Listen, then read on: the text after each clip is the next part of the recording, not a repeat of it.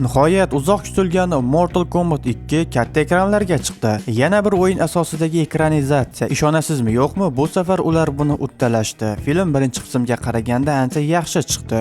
O'yin muxlislari uchun bu popkornli ajoyib film. Albatta, ba'zi bir kamchiliklari bor, ammo film davomida bular sizni bezovta qilmaydi. Salom berdik, qadrli do'stlar. Sizlar bilan Farzid Kay naqd 6 oyga kechiktirilgan va muxlislar orziqib kutgan Mortal Kombat 2 filmi premyera qilindi. Xo'sh, film qanday chiqdi? Tomoshabinlar va tanqidchilarning fikri qanday? Film tanqidchilar aytayotgandek yomonmi yoki muxlislar aytayotgandek yaxshimi?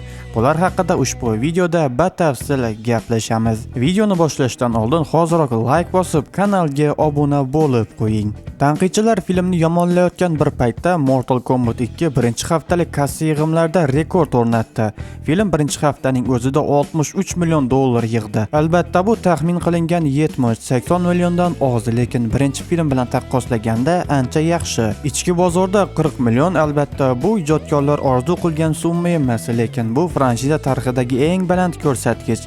Hatto original 95-yildagi filmdan ham baland. Butun dunyoda esa film birinchi haftada 63 million dollar yig'di. Film byudjeti 80 million va ayni paytda esa film butun dunyo bo'ylab 100 million dollar yig'di. Xo'p, shu o'rinda 5 yil oldingi birinchi filmni eslab o'tsak, Mortal Kombat 1 bu faqat debutantlar va yosh ijodkorlar ijodiga qurilgan film edi. Birinchi film chiqqan paytda juda ko'p tanqidlarga uchragan edi, lekin unutmang, Warner bu film uchun atiga 40 million ajratgan. Rejissyor Simon McQuoid bundan oldin birorta film suratga olmagan. Ssenarist Greg Russo debutant, faqat ko'zga ko'rinadigan ijodkor bu yerda James Wan bo'lgan. Aktyorlar ham uncha mashhur bo'lmagan, asosan ikkinchi darajali rollarni o'ynagan aktyorlar bo'lgan. Lekin shunday bo'lsa-da, arzimagan 40 million uchun Mortal Kombat 1 juda yaxshi chiqqan. Yana bir kamchiliklardan biri, birinchi filmda turnir yo'q edi. O'sha paytda ijodkorlar turnir ikkinchi filmda bo'ladi deb va'da qilishgan edi va mana ikkinchi filmda bizga turnirni taqdim etishdi.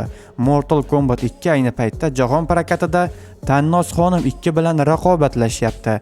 Auditoriyaning bir qismi yuqori moda bilan zavqlanyapti. Ikkinchisi esa yoqtirgan qahramoni boshqa birining suyaklarini sindirayotganiga guvoh bo'lyapti. Bu ikki film ham uzoq yillar kutilgan ekranizatsiya va ikkita filmning ham o'z muxlislari bor. Bu esa yanada ko'proq tomoshabinni kinoteatrlarga yetaklayapti. Birinchi film maxsus o'ylab topilgan Kouliang haqida bo'lgan bo'lsa, sequel Kouliangni bir chetga surib Johnny Cage'ni o'rtaga chiqaradi. Karl Urban ijrosidagi Johnny Cage bu filmning haqiqiy xaloskori bo'ldi. U bo'layotgan voqealar qatnashchisi bo'lishi bilan barcha voqealarning sharhlovchisi hamdir. U xarizmatik, hazilkash va tirik dialoglarning yagona egasi. Zerikishni boshlashim bilan qiziqarli dialoglar bilan Johnny yana tortib keta oldi. Eng muhim ijodkorlar bu safar haqiqiy turnir ko'rsata olishdi. Ular har xil tatuirovkalar va g'alati ideologiyalarni olib tashlashdi. Turnir haqida esa o'yinning har bir muxlisi biladi. O'lgan qahramonlarning qaytishi ham aniq edi. Kano va Johnny Cage deyarli komediyali duet yarata olishdi. Kung Lao esa kutilgandek Shang-Chining quli sifatida qaytdi.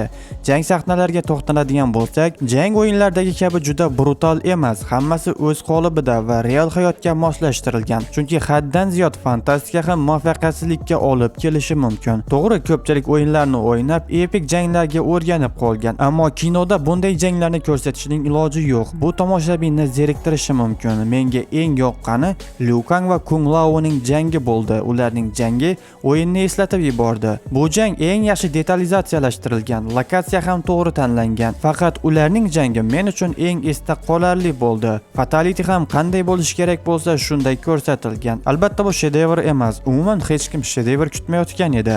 Lekin bu juda qiziqarli yengil film. O'yin muxlislari uchun popkornli kino. Birinchi qismda o'yinlarga bo'lgan havolalar yo'q edi, ammo ikkinchi qismda o'yinlar bilan juda ko'p o'xshashliklarni topish mumkin. Fatality, dialoglar, hatto lokatsiyalar ham o'yindan olingan joylari bo'ldi. Ikkinchi filmda Ed Boonning o'zi ishlagani yaqqol bilindi. Qahramonlar va ularning kelib chiqishi, ularning motivlari ham o'yindan olingan. Noob Saibotning qaytishi ham o'yinlardagi syujet bilan bir xil bo'ldi. Ikkinchi filmda Sub-Zero Noob Saibot sifatida qayta tirildi. Uning dizayni, o'roqlari, qobiliyatlari ham o'yindan olingan. Ammo shunga qaramay qaysidir joylarda zerikish kuzatildi va ba'zi savollar ochiq qoldi. Shang Tsung nima uchun tumonni Shao Kahnga berishi kerak? Axir o'zi cheksiz qudrat sohibi bo'lishi mumkin edi.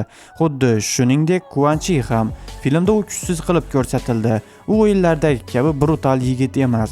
Xullas qisqa qilib aytsam, film menga yoqdi, mazza qilib ko'rdim. Sizchi filmni tomosha qildingizmi? Film haqidagi fikrlaringizni kommentariyaga yozib qoldiring. Tez kunlarda filmning to'liq tahlilini qilaman.